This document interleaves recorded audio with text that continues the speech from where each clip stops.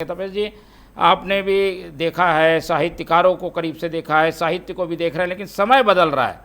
अब लोगों के पास समय भी नहीं है, जल्दी चीज़ों को जानना चाहते हैं, समझना चाहते हैं, और उनके हाथ में मोबाइल है। उससे हटकर क्या किताबों की और फिर से यात्रा शुरू हो पाएगी, बढ़ पाएंगे क्या नई पीढ़ी के लोग?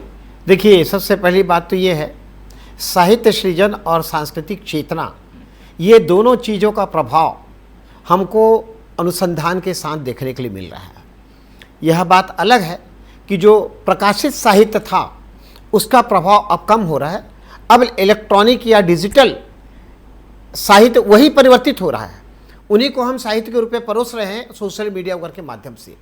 उसका स्वरूप बदला है, पर साहित्य सृजन का कार्य पहले अवसर कम मिलते थे, सीमित समाचार पत्र थे, सीमित मैगजीन थे, अब व्यापक हो गया। और जिसको मौका नहीं मिल रहा है या जिसके पास इतना समय नहीं है कि वह प्रकाशन के लिए दे के इंतजार करे, तो अपना ब्लॉग्स लिख के, अपने कमेंट्स वगैरह लिख के जिस तरीके से सृजित कर रहा है, मैं कहता हूं कि आधुनिकता के दौर में इसका विकास एवं विस्तार हुआ है। अब इससे सही बात तो ये है, साहित्य सृजन के जो विविध आयाम थे, या और कहूं कि उसके विषय जो था, अब व्यापक हो गया। पहले पारिवारिक और सामाजिक या आंदोलन से जुड़े हुए तथ्यों का समावेश हुआ करता था। आजकल राजनीतिक विधिक टिप्पणियों पर आधारित, उनकी घटनाओं पर आधारित कई सारे साहित्यों, कहानियों और उपन्यासों का निर्माण हो रहा है, जो एक व्यापकता की ओर दिखाता है। पहले सीमित दायरे तक साहित्य सृजन हुआ करता था, अब काफी व्यापक हो गया। आज आपके जेब में पड़े मोबाइल में भी अनेक प्रकार के साहित्य हैं। आजकल उससे ये पुस्तकें आ रही हैं। यह कोई जरूरी नहीं रह गया कि पुस्तक को कैरी करना या लेके जाना और उसको संरक्षित रखने से अच्छा है कि लोग बात कहते हैं हम कंप्यूटर में, मोबाइल में सेव कर ले रहे हैं, उसको हम रास्ते में आते जाते पढ़ते रहेंगे। आखिर साहित्य सृजन हो रहा है, प्रकाशित रूप में नहीं हो पा रहा है, या हमारे पास कागजों के रूप में साहित्य परोसा नहीं जा रहा है।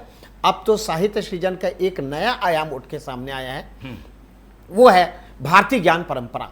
अब भारतीय ज्ञान परंपरा पर वो चीजें उठ के आ रही है, चाहे वो आयुर्वेद पे हो, चाहे वह आपका चिकित्सा पद्धति पर हो, बौद्धिक ज्ञान के बारे में हो, सांस्कृतिक पहचान के लिए हो, पेड़ पौधे के बारे में हो, आकाश गंगा के बारे में हो, जो हमारे पुरातन इतिहास थे उसका एक प्रकार से पुनरावृत्ति सरल शब्दों में हो रहा है।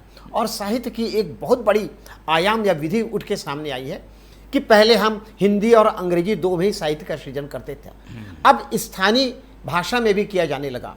और तो और साहित्य में अगर हिंदी में लिखा जा रहा है या इंग्लिश में लिखा जा रहा है, तो उसमें हैदराबादी भाषा का प्रयोग, मुंबई भाषा का प्रयोग, छत्तीसगढ़ी भाषा का प्रयोग, बिहार के भाषाओं का प्रयोग, उत्तर प्रदेश की भाषाओं का प्रयोग एक डालाक और संवाद के रूप में किया जा रहा है। अब मुझे ऐसा लगता है कि साहित्य के या कुछ भाषाओं का विलुप्त होने का जो भय था, अब वो समाप्त होगा और एक साहित्य सृजन का एक नया आयाम शुरू होगा। और जो छत्तीसगढ़ में जो अभी हो रहा है, यह सिर्फ क्षेत्रीय आधार पर छत्तीसगढ़ का नहीं है, यह राष्ट्रीय स्तर का आयोजन है। इसे मध्य प्रदेश से भी आ रहे हैं, बिहार से भी आ रहे हैं, उत्तर प्रदेश से भी आ रहे हैं, राजस्थान से भी आ रहे हैं।